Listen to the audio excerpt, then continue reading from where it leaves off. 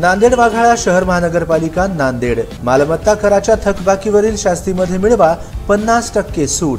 त्वरा करा, योजना दिनांक 31 डिसेंबर 2023 पर्यंतच लागू। मालमत्ता कर भरा आणि शहर विकासाला सहकार्य करा। नांदेडमधील पहिली वैली 3T डायग्नोस्टिक MRI मशीन जी देते हाय रिझोल्यूशन इमेजेस, तेही सामान्य MRI पेक्षा स्वस्त दरात। आजच संपर्क साधा। Durga Marathwada 3T diagnostic centre, Rizwani building, Toshniwal hospital समोर, डॉक्टर्स लेन नांदेड। संपर्क मोबाइल 9130096001। भाई बहन के मनमुटाव को दूर करने के लिए वजीराबाद पुलिस ने किया समुपदेशन।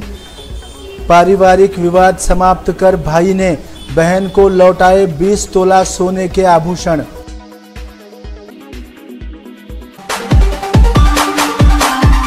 भाई बहन के बीच विवाद के चलते भाई ने बहन के 20 तोला सोने के आभूषण लॉकर से निकाल कर लिए थे।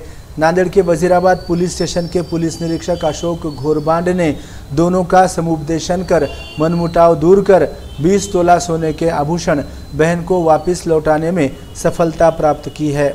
तेलंगाना के आदिलाबाद निवासी संगीता प्रशांत उत्तरवार ये वृद्धा नांदेड़ में अपने मायके आई थी।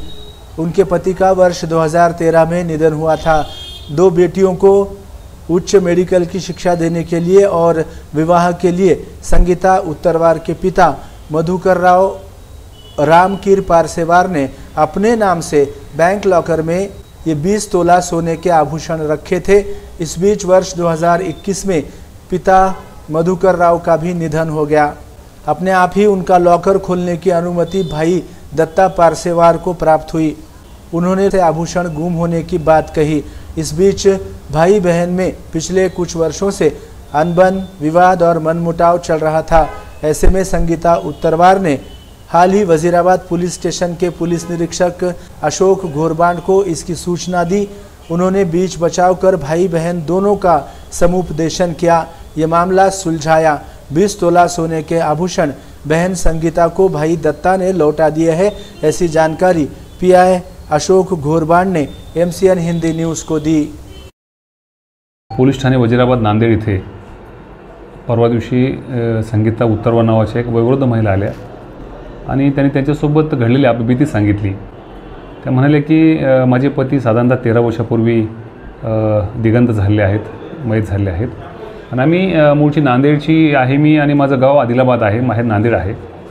मी त्या दरम्यान माझ्या 2 मुलीच आहेत आणि मी छोटं मोठं LIC एजंट म्हणून काम करते आदिलाबादमध्ये।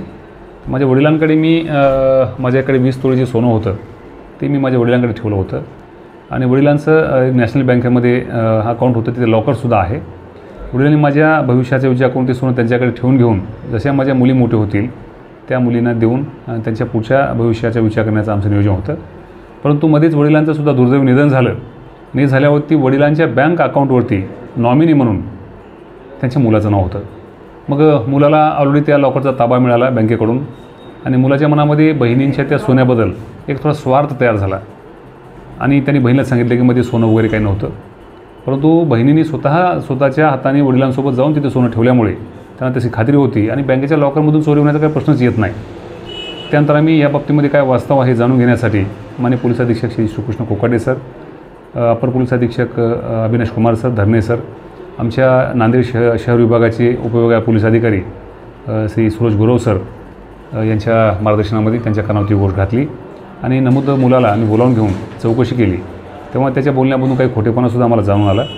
त्यानंतर पोलिसांच्या एका पद्धतीप्रमाणे त्याची विचारपूस केली असता त्यांनी माझ्या भावासोबत माझं भांडण असून भाऊ मला प्रॉपर्टीचा हिस्सा देत नाही, त्यामुळे मी हे बहिणीचं सोनं ठेवून घेतलेलं आहे, ते बाजूला केलेलं आहे असं तो म्हणाला। आम्ही त्याला समजून सांगितलं की भावाभावांचा तुमचा विषय असेल त्यामध्ये तुम्ही कायद्याची मदत घ्या, पण ही वयोवृद्ध महिला आहे, विधवा आहे, तिच्या 2 मुली शिकता आहेत, त्यामुळे तिच्याशी अशा प्रकारची बेईमानी करू नका अशी त्यांना समज दिली।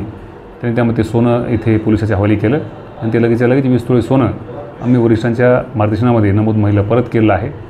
ती महिला सद्गतीच झाली आणि 20 तोळे सोनं म्हणजे तिच्या 2 मुलींचं करिअर आणि भवितव्य आहे असं ती म्हणाली आणि पोलिसाकडून एक चांगली भेट मला कमी वेळेमध्ये मिळाली असं त्या म्हणून पोलिसांबद्दल अभिनंदन व्यक्त करून त्या निघून गेल्या आहेत।